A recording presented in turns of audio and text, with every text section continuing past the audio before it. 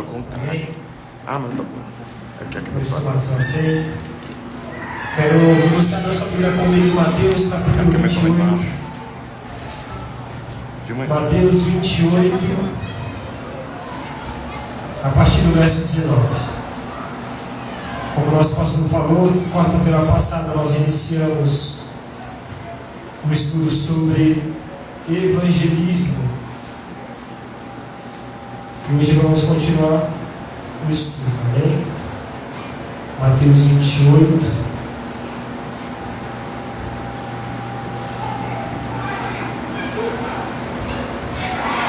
verso 19. Ô Emily, traz o mouse aí, por favor. Mateus 28, 19 e 20.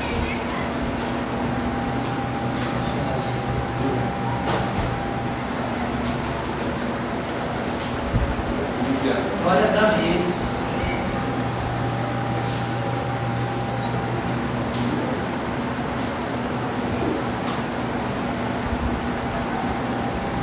Amém? Todos encontraram? Diz assim a Escritura do Senhor: portanto, ide, ensinai todas as nações, batizando-as em nome do Pai, do Filho e do Espírito Santo, ensinando-as a guardar todas as coisas que eu vos tenho mandado. E eis que eu estou convosco todos os dias até a consumação dos séculos. Amém? Você que não estava na primeira aula quarta-feira passada, nós falamos o que é o Evangelho, entendemos a diferença de Evangelho e religião e compreendemos qual é a nossa responsabilidade como igreja. Nós entendemos que o Evangelho é uma boa notícia de Cristo. Então talvez por muito tempo você vem para a igreja, mas alguém te pergunta: o que é o Evangelho? Então quem estava na aula passada já sabe o que responder. Quem veio hoje eu vou te relembrar. O Evangelho é uma boa notícia que não diz respeito a mim nem a você, mas à pessoa de Jesus Cristo. Então Jesus é essa boa notícia. Então uma boa notícia não é a cura, não é a libertação, não é a transformação, é Jesus. Agora é Jesus que cura, é Jesus que salva, é Jesus que liberta. Então quando nós compreendemos que o nosso dever é evangelizar, precisamos entender que a mensagem que levamos para quem está lá fora é Jesus, a boa notícia do Evangelho. Então nós compreendemos que o Evangelho ele é diferente da religião. Porque por muitas das vezes nós chegamos lá fora para pregar o Evangelho falando, alguns vão falar: mas eu já não sou da sua religião, eu tenho uma outra religião, eu não acredito na sua religião. Então precisamos entender que o Evangelho não é religião. Religião é um conjunto de ideais, de símbolos, ao qual um adepto que adere a essa religião, ele vai passar a seguir todo aquilo que é requisitado pela religião, para chegar até a sua divindade ou até as suas divindades. Diferente, o Evangelho não é você indo até Deus, é Deus, na pessoa do Filho, vindo até você.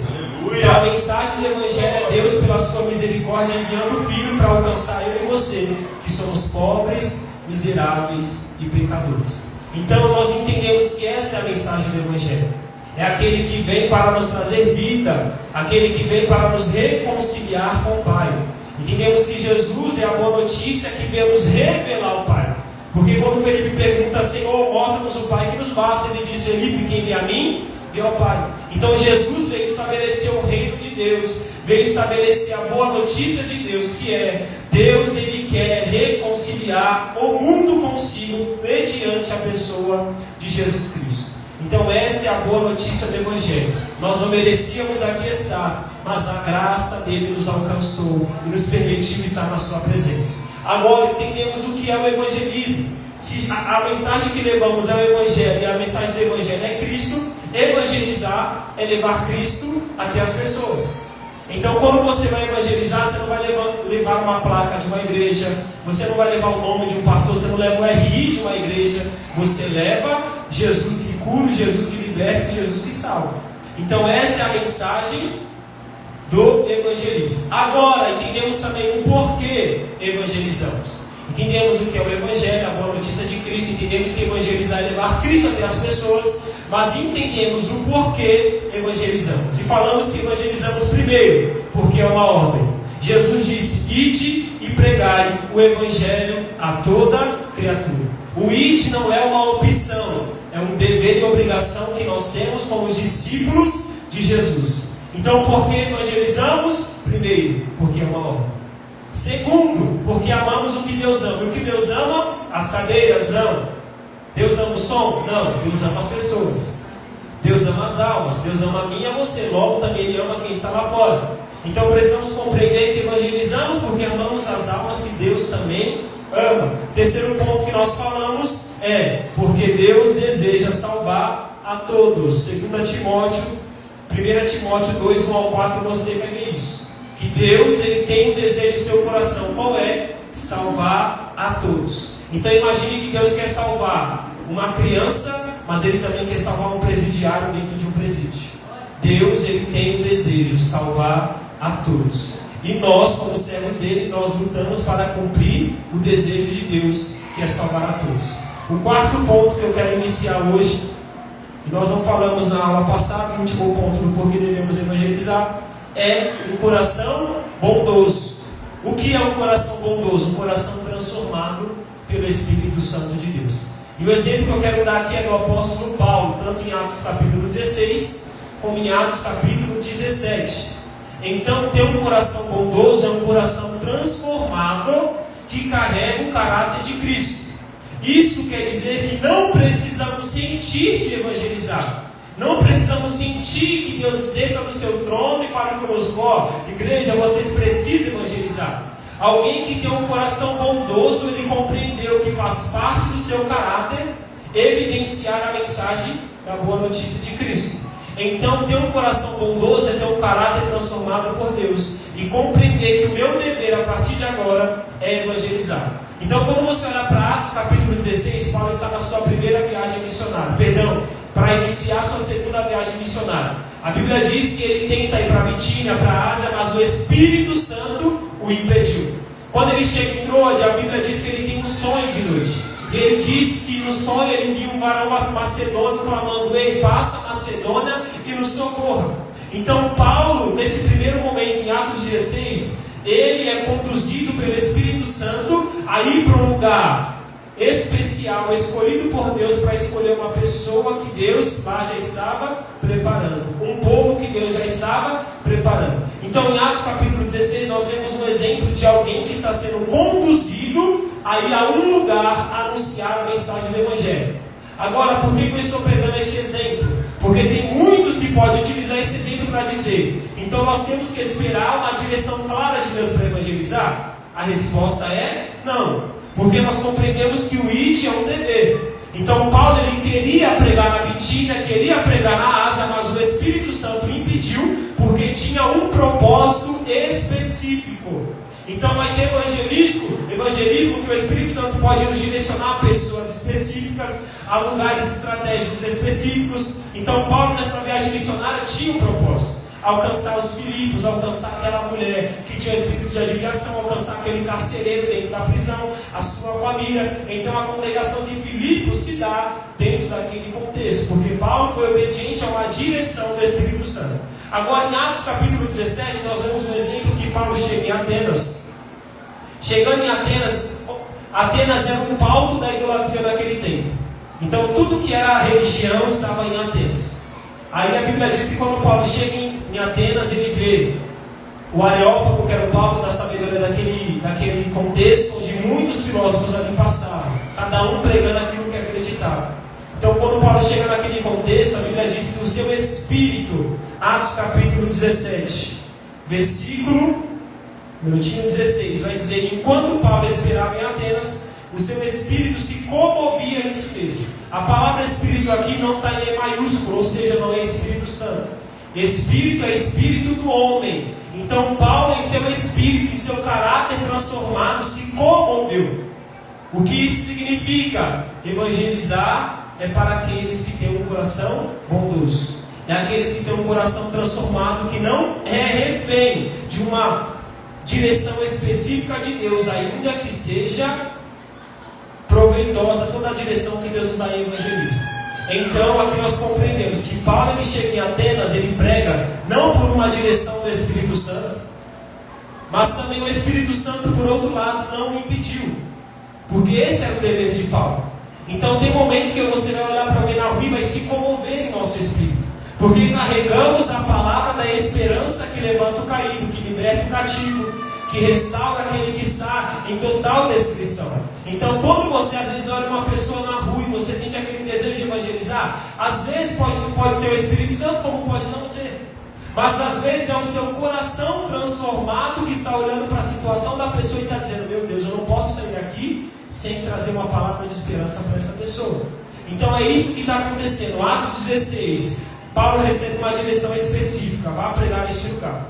Atos capítulo 17, Paulo segue o seu coração transformado para pregar a mensagem do Evangelho. Agora, qual é o certo e qual é o errado? Os dois estão certos, nenhum está errado.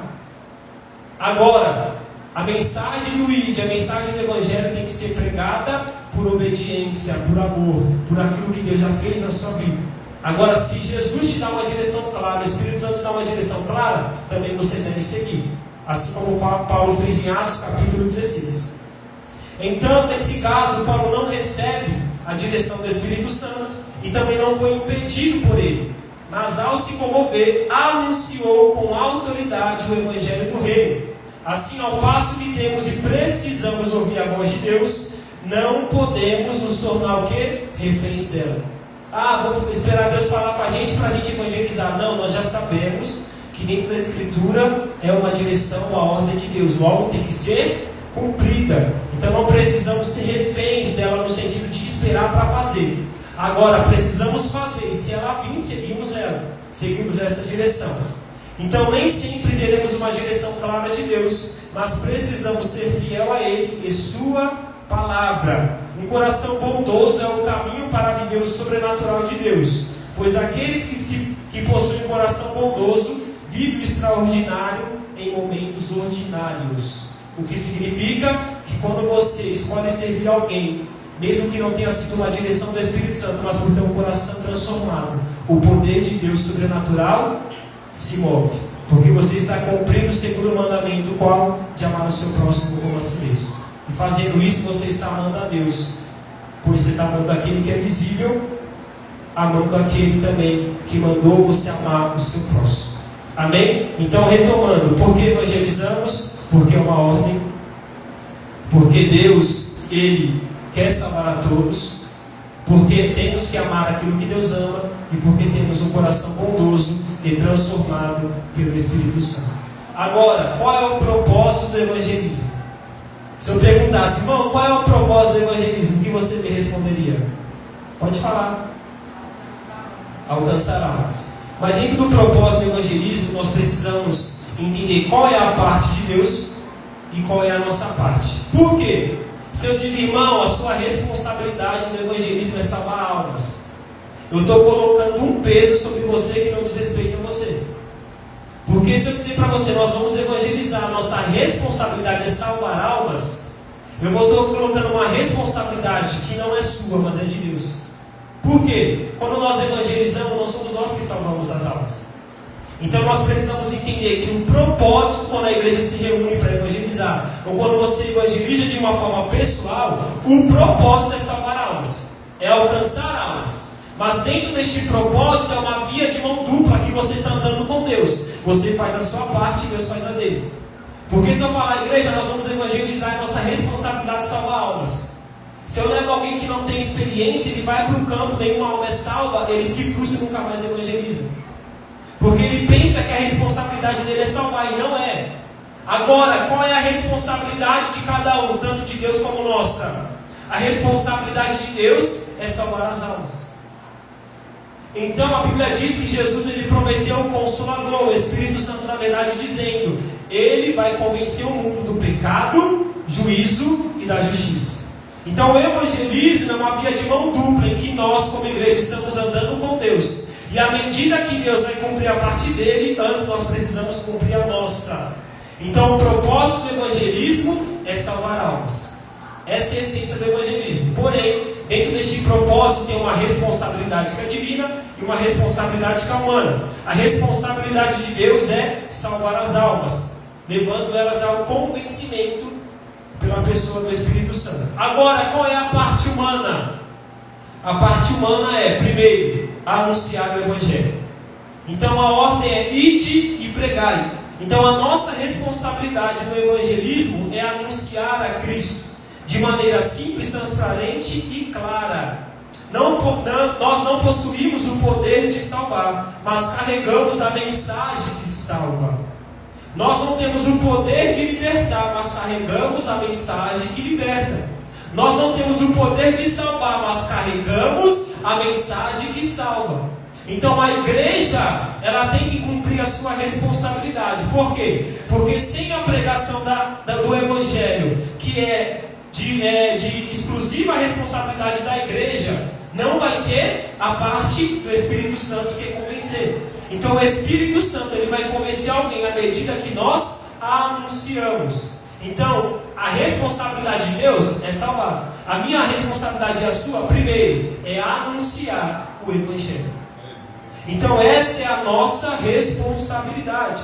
E Paulo vai dizer em Romanos 10, do 13 ao 15. Romanos 10, do 13 ao 15. Porque todo aquele que invocar o nome do Senhor será salvo. Como, pois, invocarão aquele em quem não creram? E como crerão naquele que não ouviram? E como ouvirão, se não há quem pregue? E como pregarão, se não forem enviados? Como está escrito: quão formoso é os pés dos que anunciam o evangelho de paz, dos que trazem alegres novas. Então o que Paulo está dizendo basicamente é: alguém para invocar a Deus, ele precisa crer em Deus. Alguém para crer em Deus, ele precisa ouvir a mensagem de Deus. Alguém para ouvir a mensagem de Deus precisa ouvir de um mensageiro. E este mensageiro, por sua vez, precisa ser enviado. Então Paulo, ele traz uma conexão entre aquele que está ouvindo, aquele que está falando a respeito de Deus. Então o que Paulo está dizendo é: se eu carrego a mensagem que vai salvar a humanidade, eu estou incumbido de pregar esta mensagem. Porque se eu não pregar, aquele que não ouve, ele não tem fé, ele não crê. Porque não crê, não invoca. Porque não invoca, não é salvo. Então qual é a nossa responsabilidade? Não é salvar, mas eu sou mensageiro enviado por Deus para pregar. E quem está me ouvindo vai ouvir, vai crer, vai invocar e vai ser salvo. Agora, se quebra esse ciclo, não tem salvação. Porque se tem pessoa para ouvir, mas não tem para pregar, da mesma maneira não é salvo. Agora, se tem para pregar e não tem para ouvir, que tem muito no tempo de hoje, da mesma maneira não tem salvação. Mas Jesus diz: assim como perseguiram a vós, me perseguiram, perseguirão a vós. Mas como me ouviram, ouvirão a vós. Então você precisa entender que se uma pessoa tiver ouvidos para a pregação do evangelho, já é uma vitória. Porque se você é responsável por anunciar esta mensagem, alguém por um minuto parar para te ouvir, já é um ganho. Agora você faz a sua parte, e a outra, Deus faz. Então a nossa parte é anunciar o evangelho. Então nós temos a função de anunciar o evangelho, pois a fé vem pelo ouvir, ouvir pela palavra de Deus. Então a fé é gerada no coração de alguém quando você prega, e ela dá ouvidos e ela crê. Então, retomando, a parte de Deus é salvar, e a nossa parte é anunciar o evangelho. Juntando a parte de Deus com a nossa parte, gera salvação. Agora, depois que a pessoa ela ouve, ela invoca a Deus, ela crê e se arrepende, o que faz que a pessoa abandona? Não. Ele diz em Mateus 28 que nós damos: portanto, ide, ensinai todas as nações. Então Jesus, ele diz: vocês vão pregar, vão anunciar o evangelho, pessoas vão ser salvas. Jesus, o que a gente faz com as pessoas que são salvas? Discipula. Então muitas vezes nós podemos chegar lá fora e pregar o evangelho para alguém. Aí a gente fala: Deus, a gente já fez a nossa parte, a gente pregou. Ela não quis aceitar, ela não se rendeu, amém. A gente esquece, ela abandona. Não é isso que Jesus fala. Primeiro, se ela não aceitar, continua investindo, continua tratando com respeito, com amor, pregando o evangelho. Agora ela se arrependeu, ela se voltou para o Senhor. O segundo passo da parte humana é discipular. Então a parte humana, a primeira é pregar. A parte de Deus é salvar. Depois que eu preguei, você pregou, Deus fez a parte dele de convencer a pessoa se arrependeu, se converteu. Agora ela passa pelo processo de discipulado. Entenda que Jesus está dizendo: ide fazer discípulos. Jesus não diz ide fazer convencidos, ide fazer convertidos. Ele diz ide fazer discípulos. Então o nosso propósito não é só alcançar as pessoas e levá-las à salvação, mas é levá-las ao discipulado também. Porque seria muito fácil eu pregar, alguém se arrepender, se converter e eu largar a alma. Deus está dizendo, você alcançou? Cuida, discipula. Porque Ele não quer pessoas convencidas ou convertidas. Ele quer pessoas que foram alcançadas, são salvas e a partir daquele momento vão ser discipuladas. Amém? Então o segundo aspecto da parte humana é discipular. Então depois que eu preguei, Deus fez a parte dele, a pessoa foi salva, agora entra o discipular. E discipular é o quê? Para muitos é só ensinar, mas como nós falamos domingo, na escola dominical, vai muito além do que ensinar. Então discipular é ensinar e doutrinar o convertido ao Senhor, para que ele ande como um discípulo. Então esse é o conceito de discipular para muitos da nossa sociedade, mas que não pode limitar o que Jesus nos ensinou sobre discipular. Então, para mim, o que é discipular lendo as Escrituras? Discipular é gerar, pelo exemplo, pela conduta e ensino, o caráter de Cristo no seu discipulado. Então, discipular é você gerar o caráter de Cristo no seu discipulado. E nós vamos entender como. Abra sua Bíblia comigo em Gálatas 4,19. Gálatas 4,19. Amém? Nós temos ali Mateus, Marcos, Lucas, João, Atos dos Apóstolos, Romanos, 1 Coríntios, 2 Coríntios, depois Gálatas. Gálatas, capítulo 4, 19. Então, depois que nós evangelizamos, nós anunciamos, pela graça, a pessoa é salva, pela fé na mensagem que nós anunciamos, vem um discipulado. E o discipulado é algo bíblico que Jesus nos ensina, que tem que ser passado para toda a igreja. Presbítero Rogério, leia, por favor, Gálatas 4, 19. Diz assim o texto: meus filhinhos, porque de novo sinto as dores de parto, até que Cristo seja formado em vós. Obrigado. Paulo, quando diz isso para a igreja de Gálatas, nós precisamos entender o contexto, porque a igreja de Gálatas foi uma igreja que começou bem a sua caminhada, mas Paulo, quando se distancia dessa congregação, a Bíblia diz que dentro da carta de Paulo, ele corrige e exorta os irmãos, porque eles começaram a dar ouvido a judaizantes, pessoas que vinham trazer aquilo que era de cultura judaica para dentro do povo de Deus novamente. Então eles estavam dizendo, para ser salvo não é só crer em Cristo, tem que circuncidar, tem que guardar o sábado, aquilo que dizia respeito à cultura e religião judaica. Mas debaixo da nova aliança, eles não precisavam mais guardar isso, porque Paulo diz que a lei do antigo se cumpre nesta mediante Cristo, que é amar o seu próximo como a si mesmo. Então quando Paulo diz, meus filhinhos, porque de novo sinto dores de parto, até que Cristo seja formado em vós. O que Paulo está dizendo é, uma vez eu sofri dores de parto por vocês. O que são dores de parto que Paulo está dizendo? Não é físico, é espiritual. Eram as angústias, as aflições que ele passava em orações, perseguições, para que Cristo fosse gerado naquela congregação e também todas as outras pessoas que foram salvas. Então Paulo está dizendo para eles, eu vou ter que sofrer de novo por vocês. Eu vou ter que passar pelo mesmo processo para quê? Para que o caráter de Cristo seja gerado em vocês. Então o discipulado não é só pegar na mão daquele que foi salvo e dizer, eu vou te ensinar. É você com o tempo, mostrando a conduta correta, ensinando, conduzindo, para que o caráter de Cristo seja gerado na pessoa. Então nós precisamos entender que o discipulado, ele é uma das partes mais difíceis na caminhada da fé. Porque às vezes tem gente para discipular, mas não tem gente querendo ser discipulado. E tem gente, por outro lado, que quer ser discipulada, mas não tem discipulador. Porque se discipular é gerar o caráter de Cristo naquele que eu estou discipulando, primeiro eu preciso ter o caráter de Cristo. Porque se eu discipulo sem o caráter de Cristo, eu vou torná-lo meu imitador, mas não imitador de Cristo.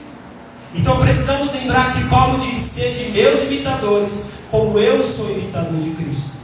Então, para eu discipular alguém, gerar o caráter de Cristo nessa pessoa, eu primeiro preciso ter o caráter de Cristo. Mas irmão, se eu não tiver o caráter de Cristo e for discipular, você não vai discipular a pessoa, você vai manipulá-la. Você vai tornar ela como você é, ela vai falar como você fala, ela vai se vestir como você se veste, mas ela não vai ter o caráter de Cristo. Então, discipular não é tornar o Alexandre como eu sou, mas é tornar o Alexandre como Cristo é, pelo Cristo que em mim habita. Então, se nós não compreendemos isso, nós iremos parar no discipulado. Então, não é só pregar e depois esquece. Não, pregou, salvou, discipula. O que é discipular? Gerar o caráter de Cristo na pessoa. Então, para gerar o caráter de Cristo na pessoa, eu preciso ter o caráter de Cristo. Porque se eu não tiver, eu vou estar manipulando ela a ser como eu sou, mas não que Cristo é. Agora, se eu tenho o caráter de Cristo, eu vou gerar o caráter de Cristo nela. Agora, o que nós precisamos entender é que gerar o caráter de Cristo em alguém precisa de muito tempo.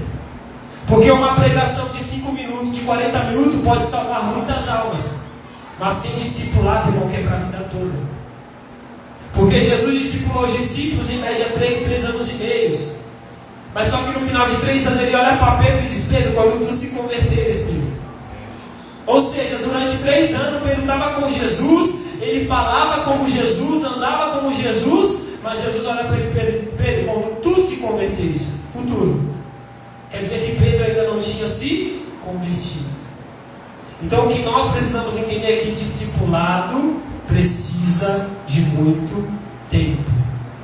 Porque se discipulado é gerar o caráter de Cristo naquele que eu estou discipulando, isso quer dizer que não vai ser do dia para a noite. Por quê? Porque até o caráter de Cristo que está em mim precisa ser aperfeiçoado. Porque o caráter de Cristo no discipulador, aquele que vai discipular, ele precisa também ter um caráter diariamente aperfeiçoado. É por isso que Deus nunca levantou pessoas despreparadas para estar na frente de algo e discipular pessoas despreparadas. Porque se um despreparado é levantado para preparar um despreparado, vai ser 2 despreparados juntos. E isso não vai trazer o que? Edificação, mas vai trazer confusão. Então o que nós precisamos entender é que Ele nos levanta como discípulos para discipular. Então nós discípulos somos levantados para discipular, mas discípulos que já passaram pelo discipulado. Então depois de 3 anos Jesus vai dizer: ide fazer discípulos. Porque 3 anos eles estavam se preparando. Então evangelizar não é só pregar o Evangelho. É pregar o Evangelho, Deus salva e você traz para Cristo. E a partir daquele momento você vai discipular para que a pessoa ela tenha um caráter de Cristo. Então o discipulado eficaz é aquele em que o discipulador possui o caráter de Cristo. Porque é impossível gerar o caráter de Jesus no discipulado se não possuirmos o caráter de Cristo. Quando Paulo diz lá em Romanos capítulo 10, verso 15, a parte B, ele diz: quão formoso os pés dos que anunciam o Evangelho da paz, dos que trazem alegres novas de boas coisas. A minha pergunta para você é: se o mensageiro está levando a mensagem, por que a mensagem dele não é bonita, mas os pés? E nós precisamos meditar nisso, porque é algo de muita importância. Se você está levando a mensagem, por que bonita não é a mensagem que você leva, mas os seus pés? Então, quando a igreja compreender isso, nós vamos começar a romper no evangelismo. Porque Paulo está dizendo: o belo de alguém que está anunciando não é como ele anuncia. Não é se ele fala bonito, se ele fala rápido, se ele fala lento, se ele tem eloquência, oratória, etc. Ele está dizendo: o que é belo no mensageiro é os pés. E o que significa os pés? Conduta. Pés falam de conduta. Então o belo do mensageiro não é a mensagem que ele está anunciando, é a mensagem que ele está vivendo. Porque Cristo não chamou os discípulos para serem pregadores. Ele chamou os discípulos para serem testemunhas. E o que era uma testemunha naquele tempo? Era alguém que falava não só daquilo que viu, ouviu, mas experimentou. Então o que Cristo está nos ensinando é: eu e você, quando levamos a palavra lá fora, o mais bonito não é só a mensagem que nós vamos anunciar, mas é a mensagem que nós vamos viver e estamos vivendo. Então o mais bonito do mensageiro é a mensagem que ele vive. Porque quando você vive a mensagem que você anuncia, você prega com autoridade e com autonomia. Não que o poder esteja em você, o poder está na mensagem. Mas tem pessoas que não vai ser salva com 1 milhão de pregações que você faz, mas com a sua conduta. E esse tipo de evangelismo é especialmente para o seu trabalho, na sua escola, na sua faculdade, na sua casa. Porque na sua escola, no seu trabalho, na sua casa, o que vai valer mais não é só a mensagem que você está pregando lá, é a mensagem que você está vivendo. Porque se você pregar 1000 vezes, mas não viver um dia, esse um dia que você deixar de viver, vai ser a estratégia que Satanás vai usar para te apontar lá dentro. Então o que nós precisamos entender é que o belo do mensageiro é os pés. Porque o belo do mensageiro é a conduta que ele segue. Então a mensagem que ele está pregando é a mensagem que um dia ele conheceu e hoje está vivendo. Então nós precisamos entender que uma das formas mais eficientes de evangelizar é você ter um bom testemunho. Nós precisamos aqui separar, por exemplo, o evangelismo que nós vamos na rua falar com alguém que nós nunca vimos, conhecemos. Isso é uma coisa. Agora, você pregar em um lugar que você vai todo dia, que você está com as mesmas pessoas todos os dias, exige que você tenha pés de um bom mensageiro. Porque qualquer coisa que você fazer, não é o crente, não é aquele que diz que você é servo de Deus, isso acontece.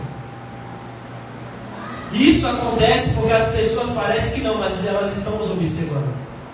É por isso que o autor de Hebreus diz que nós devemos estar alertas e vigilantes, porque estamos rodeados de uma nuvem tão grande de testemunhas. Então no seu trabalho as pessoas estão te observando e estão vendo se realmente aquilo que você está dizendo é aquilo que você vive. Então nós precisamos entender que dentro do contexto onde todos os dias nós vamos estar aos nossos pés, seja dentro de casa, dentro da escola, da faculdade, do trabalho, o meio mais eficaz de evangelismo é o seu testemunho. Amém? Todos entenderam até aqui? Alguém tem alguma dúvida do que é o evangelho? Alguém tem alguma dúvida do que é evangelizar? Alguém tem alguma dúvida do porquê evangelizamos? Alguém tem alguma dúvida do que é discipular? Amém? As irmãs estão aqui, pode falar também. Amém? Eu estou correndo porque a hora está avançada, tá? Mas se eu estiver rápido, os irmãos avisam. Então, discipular, voltando, é gerar o caráter de Cristo no seu discipulado. Ao ponto de chegar o momento que você pode falar para ele: agora você pode andar com as suas próprias pernas. Eu te discipulei, você é um discípulo, agora você discipula. Então o discipulado é o legado de Cristo que eu estou deixando dele para ele passar para o próximo que ele tiver que discipular. Então hoje talvez você esteja sendo discipulado, mas tem que chegar um momento que você vai ter que discipular. Isso não é só para pastor, irmão. Isso não é só para obreiro. Isso envolve a sua casa, discipular a sua casa, discipular o seu filho, o seu pai, a sua mãe, o seu marido, a sua esposa. Isso envolve discipular as pessoas que estão no seu trabalho, que às vezes não querem ir para a igreja, mas todo dia que você está lançando uma sementinha, Deus está trabalhando, uma hora ele se arrepende e você está discipulando. Está levando o caráter de Cristo até a pessoa. Então grave essa mensagem: evangelizar é levar Cristo até as pessoas. Discipular é gerar Cristo nas pessoas. Evangelizar é levar Cristo até as pessoas. Discipular é gerar Cristo nas pessoas. Amém? Eu vou dar sequência. Se alguém tiver alguma dúvida, anota aí no final, a gente tira as dúvidas. Agora eu quero falar sobre algo importante, que é o dom do evangelista. Eu achei importante a gente falar sobre isso, porque muitas das vezes nós temos uma visão equivocada do que é o evangelista e da função do evangelista. Então, como eu disse na última aula, tem muita gente que diz: evangelizar é só para pastor, evangelizar é só para obreiro, evangelizar é só para evangelista, porque o nome já diz evangelista. Então nós pensamos de alguma maneira que que o evangelista tem a total obrigação de evangelizar e nós vamos ficar com a perna cruzada esperando ele trazer as vidas. Então essa é uma visão que a igreja teve por muito tempo. Falou o nome evangelista, a sua função é evangelizar. Mas não é isso que a Bíblia diz. Abra comigo a sua Bíblia em Efésios capítulo 4. Eu quero falar um pouco sobre este dom, ofício de evangelista.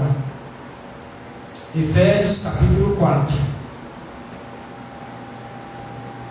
Efésios capítulo 4, nós vamos ler primeiro só o 11. Então, com essa escritura sagrada, o que nós aprendemos? Que todas as pessoas, discípulas de Cristo, devem pregar o Evangelho. Ok? O ID é para todos os discípulos de Jesus. Assim, todos nós precisamos ser pessoas evangelísticas. Então, existe uma diferença de evangelista para ser uma pessoa evangelística. O evangelista ele tem uma função, como nós vamos falar, mas uma pessoa evangelística é aquela que compreendeu a sua missão e está exercendo a sua missão. Amém? Vamos encontrar em Efésios 4:11. Diz assim: Emily, lê por favor. E ele mesmo deu-nos para apóstolos, outros para profetas, outros para evangelistas e outros para pastores e doutores. Amém, obrigado. Então todos nós temos o dever de pregar o Evangelho. Agora, se todos nós pregamos o Evangelho, todos nós somos evangelistas? Não. Todos nós temos que ter um coração pastoral. O que é um coração pastoral? A função de um pastor, a princípio, é cuidar das ovelhas. Mas isso não quer dizer que só é uma função do pastor. Então temos que cuidar uns dos outros. Então, se eu cuido de alguém, quer dizer que eu tenho um coração pastoral. Eu cuido dessa pessoa.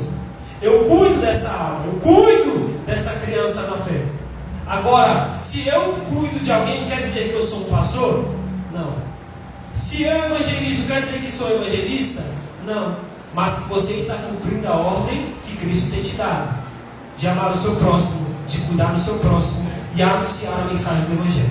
Então, em Efésios capítulo 4, quando ele diz que ele, Jesus, que no caso aqui, mesmo deu uns para apóstolos, profetas, evangelistas, pastores e mestres. Uma observação é: quem dá dom ministerial não é Espírito Santo, é Cristo. Espírito Santo dá dons espirituais, tem diferença. O dom espiritual você pode buscar e alcançar, mas o dom ministerial não é você que escolhe, é Ele que te escolhe.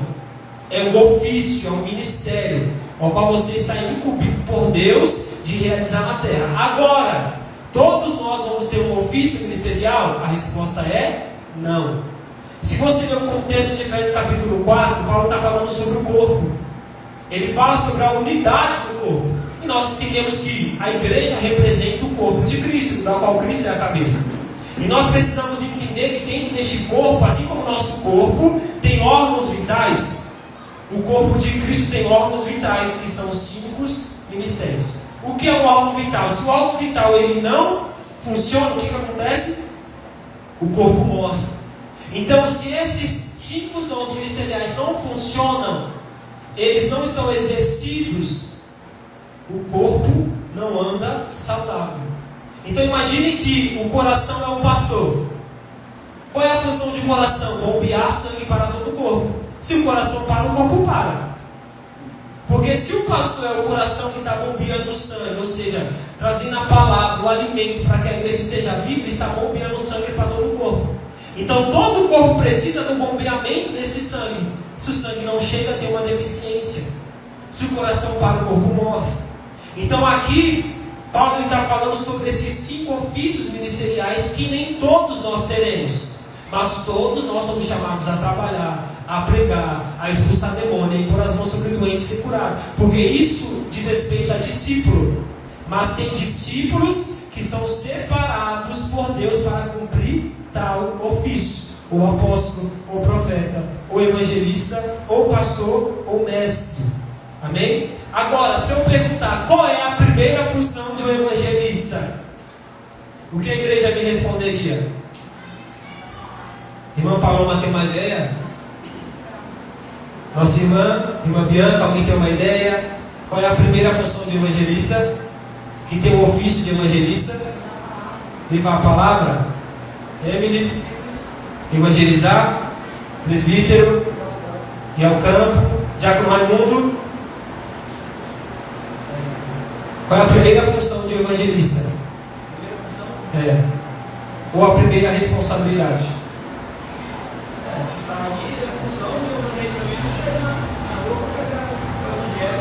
Pastor Alexandre?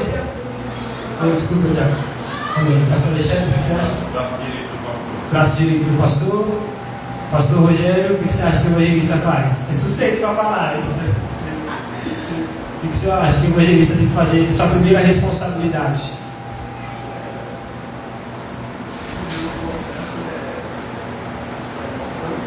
Sim. Amém. Vamos ler Efésios 4:13. Perdão, não é Efésios 4:13 não, peraí só um minutinho. Efésios 4:12. Efésios 4:12. Aqui está qual é a primeira função de um evangelista. Assim como todos os outros ofícios. Paulo ele diz no verso 12 do capítulo 4. Então 11 nós lemos que ele, que é Jesus mesmo, deu-nos para apóstolos, profetas, evangelistas, pastores e doutores. Por que ele levanta esses homens com tal ofício? O 12, querendo o aperfeiçoamento dos santos para a obra do ministério e para a edificação do corpo de Cristo. Então quando você olhar para aqui, Paulo está dizendo no verso 12, o que muitos pensam? A primeira responsabilidade do evangelista é ir a campo. Mas não é o que Paulo está dizendo aqui. Ele está dizendo, a primeira responsabilidade de um evangelista que tem o ofício de evangelista é preparar os santos para a obra do ministério. Então qual é a ideia de um evangelista? Qual é a função de um evangelista? Basicamente o que eu estou fazendo aqui. Ele vai reunir o povo de Deus e vai ensinar o que é evangelho, o que é evangelismo, como abordar pessoas, o que não fazer, o que fazer. É claro que para fazer isso ele vai ter que ter experiência no campo. Mas só que Paulo está dizendo, a primeira responsabilidade que ele tem é aperfeiçoar os santos para a obra do ministério. Que obra do ministério? Evangelizar. Nesse contexto de evangelista.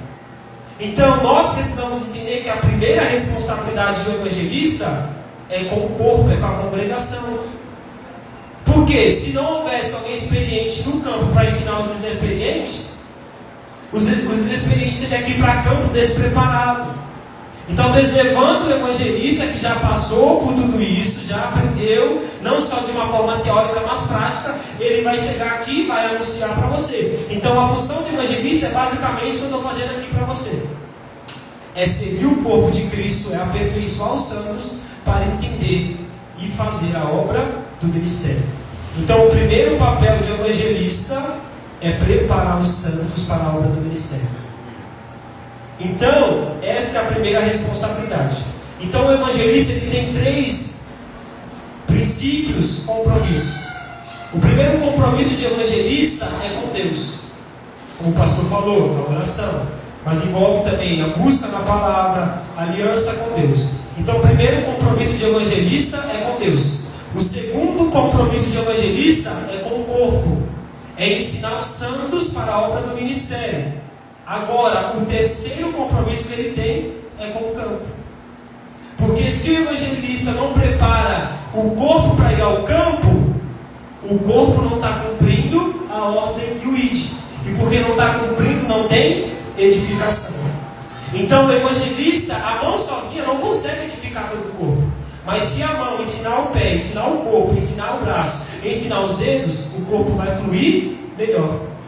Porque se a mão não ensinar o pé, ou o pé não ensinar a mão, vai ter uma hora que eu vou precisar utilizar a mão e a mão não vai estar preparada. Aí o corpo vai ficar o quê? Em deficiência. Então a principal responsabilidade, responsabilidade de evangelista é servir os santos, é aperfeiçoar os santos para a obra do ministério. Depois ele vai a campo. Isso não quer dizer que ele já não estava ou que ele não foi, mas quer dizer que é a primeira responsabilidade. Agora, é diferente de eu falar a principal. Tem diferença. Primeira responsabilidade é diferente da principal responsabilidade. A principal, sim, é ir a campo, é cumprir o ministério ao qual Deus me incumbiu. Então tem diferença da primária e da principal. Amém? Todos entenderam? Amém.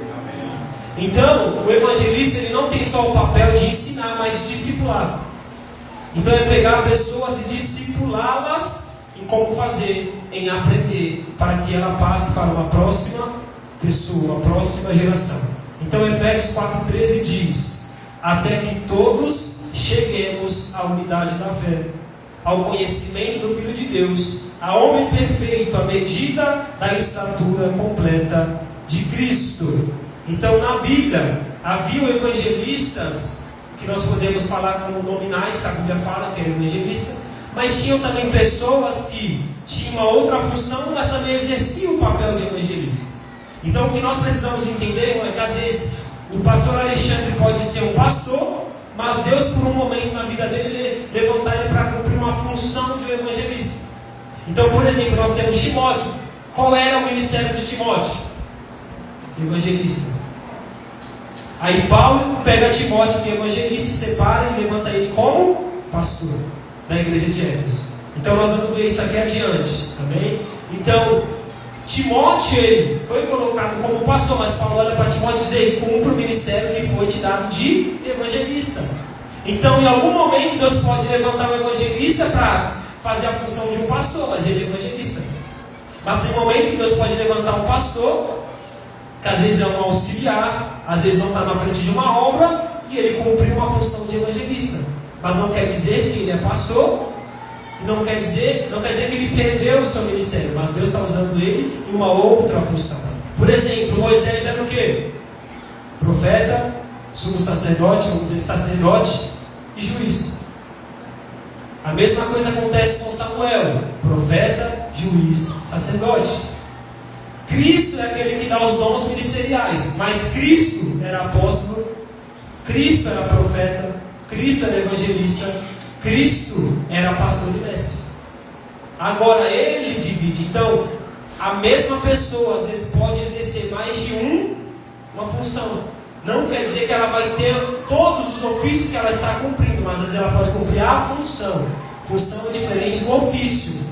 Então, posso aqui estar cuidando das ovelhas, auxiliando as ovelhas com uma função de pastor, mas não ser um pastor.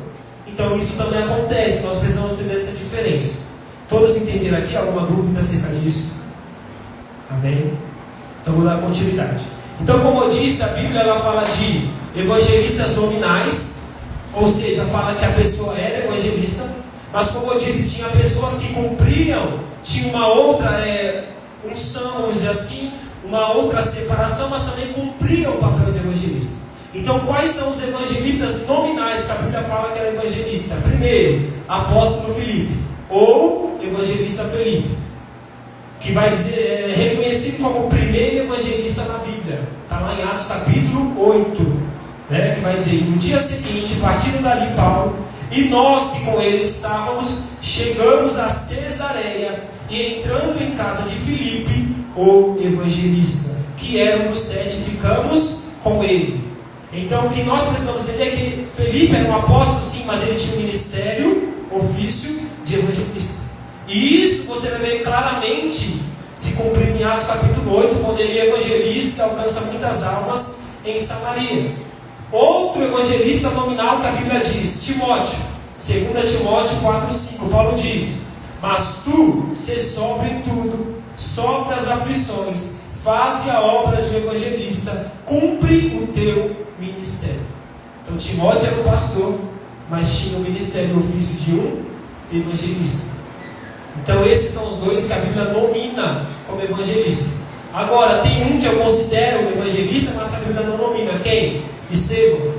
Estevão, Atos capítulo 6, é levantado como um diácono. Então ele cumpria suas funções de diácono, cuidando das mesas, das viúvas, dos órfãos. Mas a Bíblia diz que em Atos capítulo 7 ele começa a pregar e anunciar. Então ele cumpriu também, não de uma forma nominal, mas de uma forma que nós podemos reconhecer a função de um evangelista. Ok? Alguma dúvida aqui? Agora, tipos de evangelista apresentado pelas Escrituras Sagradas. Existem evangelistas para a cidade. Estevão pregou só em Jerusalém. Então tem aqueles que Deus levanta para cumprir um propósito na cidade, que o pastor chama de evangelista local, né, pastor? Ou dentro de uma congregação, ou dentro de um único lugar, de uma cidade. Existem evangelistas para cidades, estados dentro de um país. Quem era este? O próprio Filipe. Samaria não era em Jerusalém, mas era uma cidade em Israel. Então, evangelistas para as cidades, mas também há evangelistas para as nações. Então, dentro desses 3 tipos, você pode ser alguém que Deus levante como evangelista numa cidade, no estado, no país ou envie para o mundo. Agora, uma certeza eu tenho: quem Deus enviou para pregar no mundo, pregou no seu país. Quem Deus levantou para pregar no seu país, pregou no seu estado, na sua cidade, pregou na sua vizinhança, pregou na sua casa e pregou para si mesmo. Amém? Então, o evangelista é o ofício que ele levanta para preparar os santos para a obra do ministério. Vemos alguns tipos agora. Qual é a paixão de um evangelista? Qual é o desejo de um evangelista? Primeiro, trazer fama para o nome de Jesus. O desejo dele nunca vai ser trazer fama para si, mas para o nome de Jesus. Segundo, o evangelista ele tem amor pelas almas. Então ele ama o que Cristo ama. E dentro desse ponto eu quero enfatizar algo muito importante. Por quê? Porque às vezes a gente olha para o evangelismo e a gente pensa: nós temos que alcançar o quê? Muitas pessoas. E é claro que é bom você pregar para muitas pessoas, porque quanto maior a quantidade que você prega, maior é a chance das pessoas se arrependerem. Mas quando você olhar para Jesus, vamos dizer que Jesus cumpriu também a função de evangelista. Jesus ele tinha preocupação em lidar não só com multidão, com grupos de pessoas, mas em diversos momentos Jesus ele vai tratar com apenas uma alma. Então, se você vai evangelizar e você só consegue falar com uma alma, você tem que dar valor a isso. Porque se você acha que evangelismo eficiente é pregar para 100 pessoas, não é isso o evangelismo eficiente. Evangelismo eficiente é aquele que você consegue pelo menos alcançar uma alma, ainda que seja para pregar apenas para aquela alma. Então Jesus ele tratou com 5.000 homens, ele ali tratou com 3.000 homens, fora crianças e mulheres, com grupos de pessoas, com multidões. Mas Jesus tratou com a mulher de fluxo de sangue, uma única mulher, uma única alma. Jesus tratou com a filha de Jairo, uma única alma. Jesus tratou com Zaqueu, uma única alma. Jesus tratou com a mulher samaritana, João capítulo 4. Então Jesus deu valor a uma alma. Isso aqui é interessante por quê? Porque em João 4 ele diz que é necessário passar por Samaria. E quando você chega no fim de João 4, a Bíblia diz que a cidade por completo creu que ele era o Filho de Deus. Mas quando você vê, por que Jesus ele não foi até a multidão, assim a mulher? Porque quando você olha para o texto de João 4, Jesus primeiro vai até a mulher, e a mulher traz a multidão. Jesus não vai até a multidão para alcançar a mulher. Então Jesus ele entende que tem evangelismo que a alma que você vai alcançar vai trazer a multidão que você quer alcançar. Então se a multidão é alcançada, o que poderia acontecer? A própria multidão recém-convertida poderia rejeitar aquela mulher que já era rejeitada pela sociedade. Então Jesus teve que tratar primeiro com aquela mulher. E aquela mulher traz a multidão para Jesus. Porque ela volta para a cidade e diz: olha, eu conheci um homem que disse que eu estava no pecado, que eu tinha mais de 5 maridos. Ei, vem até ele, porque ele revelou a minha vida, é o profeta. Então o que nós precisamos entender, irmão, é que nós precisamos ter amor por uma única alma. Porque se a gente olha lá fora, a gente vai fazer o evangelismo, a gente fala: mas a gente não conseguiu alcançar muita pessoa para pregar. Mas se você alcançou uma aqui do lado e conseguiu pregar, e ela aceitou e se arrependeu, isso já é um motivo de alegria.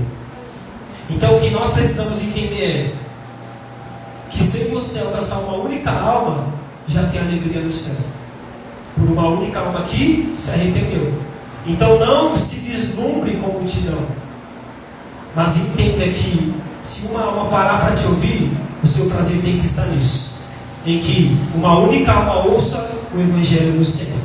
Irmãos, eu vou parar por aqui. Amém? Já é 9h25. Depois nós continuamos. Eu falei para o Alexandre, para o pastor Alexandre, que seria 2 aulas, mas vai ser mais. Porque assim, irmão, não adianta eu trazer também algo incompleto. Eu poderia correr aqui e trazer algo incompleto, mas eu acredito que assim como Jesus ensinava, assim como Paulo ensinava, nós devemos ensinar como? Estabelece o fundamento, estabelece a teoria, depois traz para a prática. Porque se eu disser para você, ó, só fazer isso, mas não te ensinar qual é a mensagem que você vai pregar, também está incompleto. Então nós vamos demorar um pouquinho ainda, talvez mais 2, 3 aulas, mas eu acredito que vai ser essencial para que você esteja preparado. Amém? Alguém tem alguma dúvida nessa noite?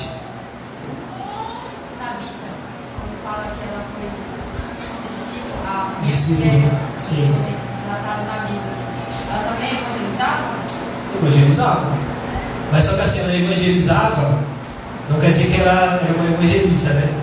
Mas ela evangelizava, mas como ela evangelizava? A Bíblia diz, ela fazia roupa para os irmãos e as irmãs. Então ela evangelizava também de uma forma diferente, uma estratégia diferente, né?